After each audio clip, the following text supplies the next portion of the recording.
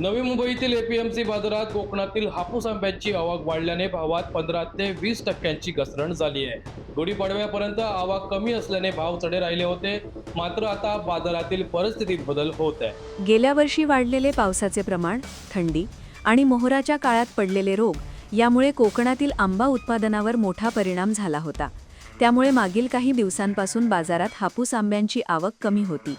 गुढीपाडव्याला मागणी वाढल्याने आवकही मोठ्या प्रमाणात वाढते। मात्र यंदा गुढीपाडव्याच्या काळात फक्त 13,000 पेट्यांची आवक झाली होती, तर मागील वर्षी याच कालावधीत सुमारे 40,000 पेट्या बाजारात दाखल झाल्या होत्या। आता आवक वाढू लागल्याने दरात घट होत आहे। हापूस आंब्यांची आवक 1 एप्रिलपासून आणखी वाढण्याची शक्यता असून भावही सर्वसामान्यांच्या आवाक्यात येण्याची अपेक्षा आहे।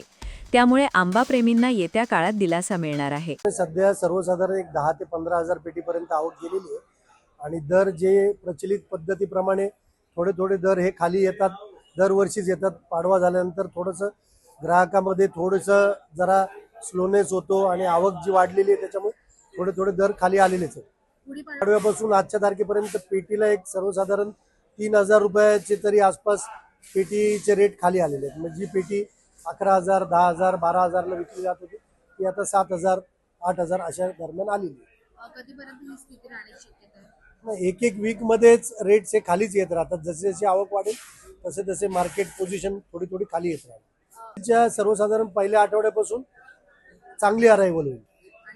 ग्राहकांची तर पसंती आता काय झाले, सीझनच यावर्षीचं एकदम शॉर्ट आहे। सगळं ओव्हरऑल जे पीक आहे ते फक्त 25% आहे।